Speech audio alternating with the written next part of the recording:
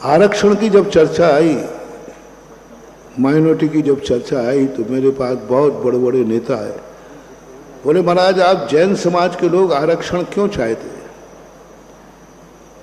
आरक्षण तो उन गरीबों के लिए दिया जाता है। मैंने कि मैं नौकरी के लिए आरक्षण नहीं चाहता। मैं तो इस पक्ष का विरोधी हूं, जैनियों को कभी भी किसी भी चीज में आरक्षण नहीं मिलना चाहिए, क्योंकि आरक्षण तुरंत अच्छा लगता है लेकिन भविष्य की जिंदगी खराब कर देता है, बहुत खराब कर देता है। जब एक बार मेडिकल में आरक्षण की चर्चा चली, मानव संसाधन मंत्री शायद अर्जुन सिंह थे, उन्होंने एक बात की चर्चा की, तो वो एक बार आए तो उनसे मैंने कहा क्या आप डॉक्टर को आरक्षण में बनाओगे? बोले महाराज जी बनाना पड़ेगा, क्योंकि बहुत लोग हैं जो इतना अच्छी पढ़ाई ऊंची नहीं कर पाते। तो मैंने कहा एक शर्त पर बना, मैं आशीर्वाद दे दूंगा, आप अपना फैमिली डॉक्टर उसी को रखना जो आरक्षण में पास हुआ हो। बस यदि आप ये वचन देते हैं तो मैं आपके लिए मानूंगा कि आप सही। तो मैंने कहा महाराज जी मेरे अपने परिवार की जिंदगी खराब करना है? मैंने कहा बस तुम्हारी आत्मा ने बोल दिया। जितने आरक्षणों के प्रसंग उठाए उनके घर में कभी भी डॉक्टर आरक्षण का नहीं था, इंजीनियर आरक्षण का नहीं था, मास्टर आरक्षण का नहीं था, सब सवर्ण थे। आरक्षण जिंदगी का बहुत बड़ा खतरा है। जिस दिन उसको नौकरी नहीं मिली उस दिन दुनिया कोई पूछने वाली। इसलिए अपनी जिंदगी को कभी नियत मत करना। तो एक उदाहरण दे रहा हूं, अपने भविष्य को कभी निश्चित मत करना। अपने मन में मैं सदा कहता हूं ये दो धारणाएं जिंदगी की सबसे अपशगुन हैं। किसी कार्य करते समय यदि ये भाव आ गया कि जो होना है सो निश्चित है, जिंदगी का संसार का सबसे बड़ा अमंगल सूत्र है। जैसे ही तुम्हारे मन में ये भाव आएगा बस उसी दिन से तुम्हारा डाउनफॉल चालू हो जाएगा, उसी दिन से विनाश चालू हो जाएगा। दूसरा पॉइंट जो भारत में चलता है, जो कुछ हो रहा है भगवान की मर्जी से होगा। ये दुनिया भगवान की मर्जी से चलती है, ये जिंदगी का सबसे अशुभ वाक्य है।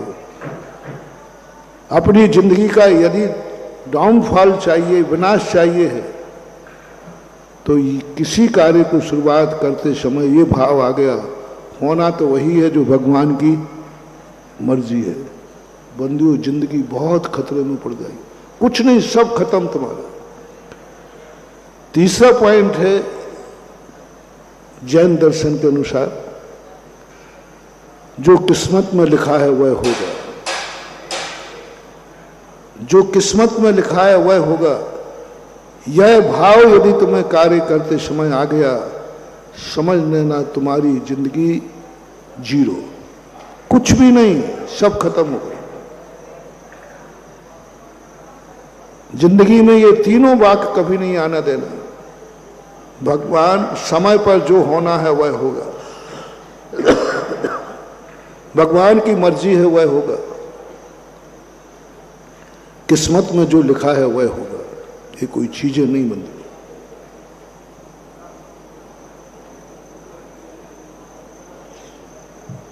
भगवान कोई मुनीम नहीं है, भगवान कोई वर्कर नहीं है जो दुनिया के तुम्हारी जिंदगी के कार्य करता रहे। समय में कुछ नहीं होता है। समय एक घड़ी है जो मात्र एक इंडिकेटर है, मात्र एक संकेत है, और किस्मत कोई चीज होती नहीं। सारी दुनिया में से जितने भी हतोत्साहित लोग हैं वे तीन जिंदगियों से, तीन कारणों से अपनी जिंदगी बर्बाद कर रहे हैं। ये कभी पुरुषार्थ नहीं करेंगे। एक वर्ग था हमारे यहां जिन्होंने बड़ा स्वाध्याय करते थे, जिन्हें आप लोग कंजाइस्ट कहते हैं, उन्होंने नियतवाद का नारा लगाया, जो होना है वह निश्चित है। इसका परिणाम ये निकला कि आज तक उनके संप्रदाय में, उनके विचारों में एक ने भी मुनि बनने का भाव नहीं किया, वृत्ति बनने का भाव नहीं किया, त्याग करने का भाव नहीं है, क्योंकि उनकी धारणा बन गई जो होना है सो, और जिस दिन हमारा नियत हो जाएगा हम बन जाएंगे। मात्र एक कारण है उनके यहां। लोगों ने पूछा कि महाराज ये लोग इतने स्वाध्यायशील होकर के चारित्र की तरफ क्यों नहीं बढ़ते, पुरुषार्थ क्यों नहीं करते? मैंने उनकी पूरी मनोवैज्ञानिक थ्योरी का अध्ययन किया। मात्र एक कारण है कि वो नियतवाद को मानते हैं। सब क्रमबद्ध पर्याय है, जो होना है सब निश्चित है। मात्र इतनी सी भूल के कारण से वो अपनी आत्मा की शक्तियां खो रहे हैं। आत्मा उस समय बहुत हिरास को प्राप्त हो जाती है। आत्मा की जो निज शक्ति है, वह जो जागृत करना चाहते हैं वो जागृत होगी नहीं, क्योंकि तुमने अपनी जिंदगी नियत के हवाले कर दी। अब हमें कुछ करना ही नहीं। आत्मा कहती क्या करना, होना वही है जो होगा। अपनी जिंदगी का उत्थान चाहते हो तो पूज्यवर अकलंग स्वामी ने राजवार्तिक के अंतर इस बात का संकेत दिया कि संसार में कुछ भी नियत नहीं है, सब अनियत है।